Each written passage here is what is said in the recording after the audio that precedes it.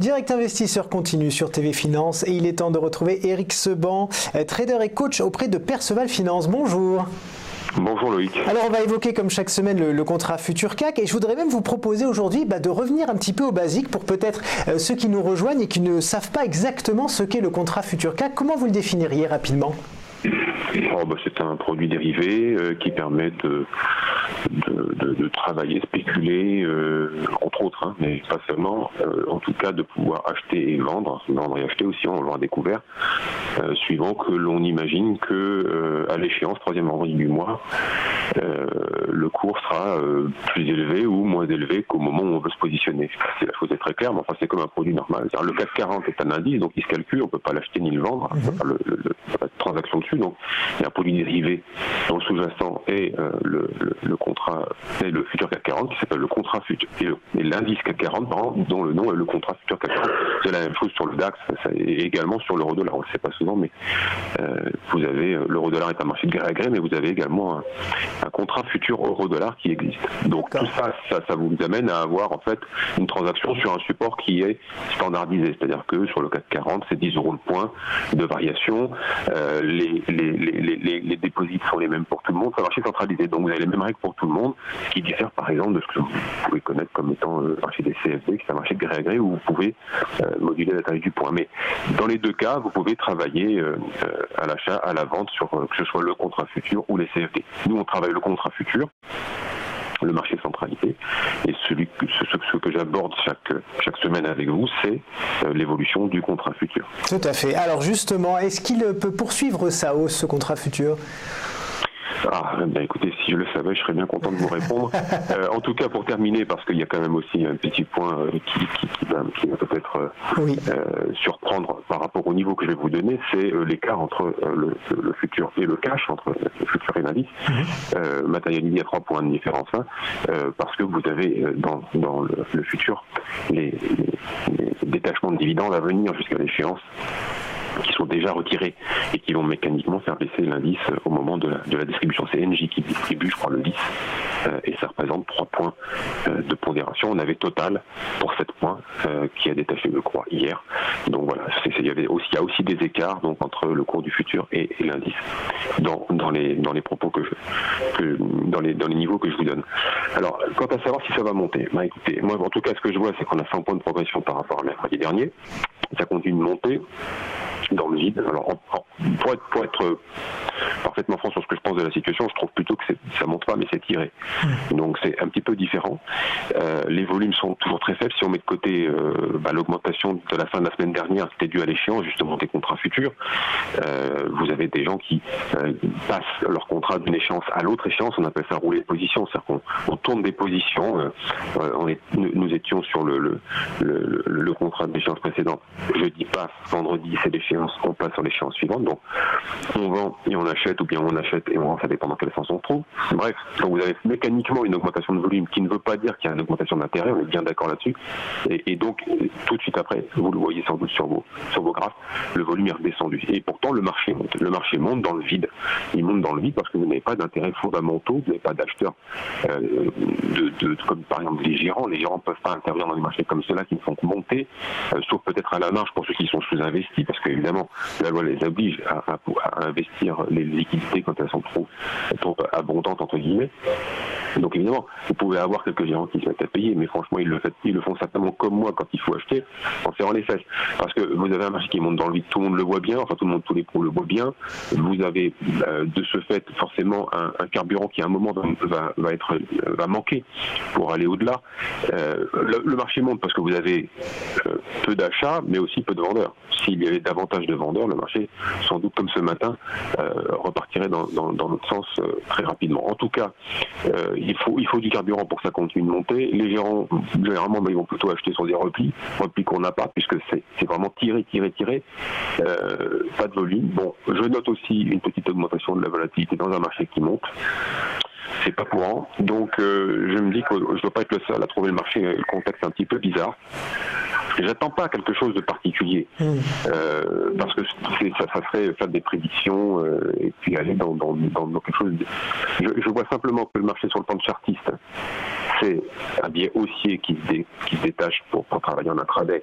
Le biais est haussier, mais il est vrai qu'on est en haut, que depuis maintenant, c'est la 4e séance, on va voir ce que ça va donner pour aujourd'hui en tout cas.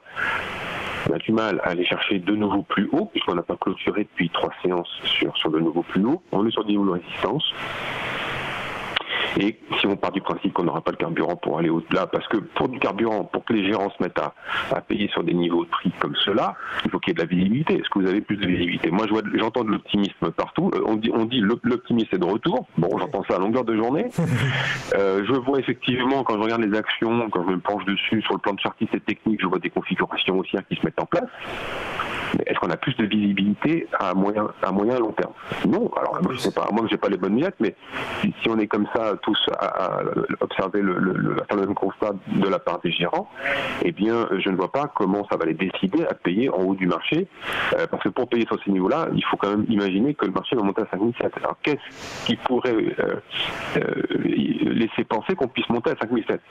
Que les algos continuent de payer? Bon, peut-être. Moi, je vais voir. Je vais attendre de voir. Mais en tout cas, sur les niveaux actuels, je vous le dis, je suis haussier en intraday parce que le biais est haussier, mais j'ai vraiment du mal à acheter parce que je me dis qu'il suffit peu pour que le marché reparte dans l'autre sens en 2 minutes. Il suffit que les algos décident à vendre au lieu d'acheter et puis on va repartir à la cave en vitesse. Alors, attendez, je dis pas que c'est ce qui va se passer. Je dis que c'est une probabilité qui fait que, en tout cas, dans ce contexte bizarre, parce que je le vois bien, toute la journée, je le vois bien le marché. Dès qu'il y a des retracements, c'est retiré. Ça fait déjà maintenant 15 jours que ça dure. Et c'est pas davantage d'ailleurs. C'est compliqué d'entrer dans un marché comme celui-là. On est obligé de se poser plein de questions, même s'il faut être systématique. Et ça, en effet, je sais le faire quand le marché est clair dans sa lecture. Mais là, j'ai pas une lecture claire. J'ai du mal. Donc voilà, bon. Qu'est-ce que je vais vous dire? Est-ce que ça peut monter? Oui, ça peut encore monter. Il n'y a pas de problème. Tant que ça reste comme ça, avec un marché qui continue de monter dans le vide, je pense qu'on sera nombreux à pas chercher à vendre, mais aussi on sera pas très nombreux à chercher à acheter. Donc ça peut monter en crabe, doucement, sûrement, et ça peut repartir dans le sens aussi vite. Donc c'est très difficile d'intervenir aujourd'hui. En tout cas, prendre position sur plusieurs jours, moi je suis incapable de le faire en ce moment. Je l'ai fait sur l'euro-dollar, je le ferai pas sur les indices, ça c'est sûr. Ouais. Alors est-ce qu'on peut passer à l'euro-dollar peut-être maintenant? Est-ce qu'il faut passer à l'achat sur ce titre-là, sur cette devise? Alors, la configuration est en place. Je pense que maintenant tout le monde voit l'épaule tête-épaule, celle dont j'ai commencé à vous parler début septembre, puisque je me suis positionné à l'achat sur la deuxième épaule en anticipant la figure. La figure s'est mise en place. Sur le plan de chartiste technique, on reste encore avec... on était au début septembre encore baissier, donc moi j'ai anticipé quelque chose. Mais sur le plan de chartiste, nous étions quand même encore, et technique, nous étions encore dans une situation avec une tendance baissière non affirmée. Sur le plan de chartiste, elle est affirmée à partir du moment où on va casser un 18,50. Donc, on n'en est pas loin. Jeudi dernier, il y a eu une accélération qui s'est produite. Mais qui n'a pas eu de relais puisqu'on s'est arrêté sur un 18. Alors, moi ça me donne l'opportunité de sortir une partie de ma position puisqu'on arrive sur la ligne de coup, c'est ce que je vous avais dit que je ferais. Maintenant, je vais attendre de voir si on la casse, cette ligne de coup, et si les opérateurs se mettent à acheter. Ce soir, il y a une décision importante qui va se mettre en place, qui devrait être à la faveur du dollar. Alors ça, c'est l'évidence. Sur le plan fondamental, tout le monde sait ça. Donc, secrètement, je pense qu'il y aura un contre-pied et qu'il va se passer l'inverse que ce que tout le monde attend et que c'est l'euro qui va s'apprécier. Donc, on va voir si ce sera le départ sur la ligne de coup. Alors, est-ce qu'il est temps d'acheter? Non, c'est plus le moment d'acheter. Il fallait acheter peut-être sur la deuxième épaule. À partir du moment où on avait envie de le faire et que le risque était assez faible, puisque finalement, à l'affirmation de la deuxième épaule, la figure, on achète par anticipation la formation d'une figure. Si elle ne se produit pas, on sort. Cette affirmation de cette figure la figure s'est mise en place, elle s'est dessinée, donc quand elle se met en place, eh bien on est bon. Si elle était infirmée, c'était niveau de stop. Donc là, pour l'instant, eh bien, elle poursuit, on est au bord d'un déclenchement. Eh bien, est-ce que ça va déclencher, est-ce que ça va pas déclencher? C'est tout l'intérêt d'acheter une deuxième épaule, ou de la vendre, ça dépend dans quel sens on se trouve. C'est de pouvoir anticiper très tôt la formation d'une figure, et puis au moment où tout le monde attend que ça se déclenche, on est déjà sorti avec un petit peu de gain. Donc un 18,50 cassé, oui, c'est le déclenchement. C'est on passe à l'achat, à la cassure d'un 1850. Donc ça veut dire, allez, je vous livre un grand secret, 13 pipes au-dessus. 13 pipes au-dessus, c'est le déclenchement du signal pour se mettre à l'achat. Pour l'instant, il faut faire comme beaucoup de monde, attendre. Tout le monde la voit cette figure, hein, donc tout le monde attend la même chose, la cassure de la ligne de coup. J'imagine. Ça viendra peut-être ce soir. Fausse sortie ou pas, on verra demain. Un petit peu de patience et puis on espère qu'avec un peu plus de visibilité, tout le monde pourra reprendre ses affaires sur la paire. Eh bien, merci beaucoup Éric Seban d'avoir été avec nous ce matin. Je rappelle que vous êtes trader et coach auprès de Perceval Finance.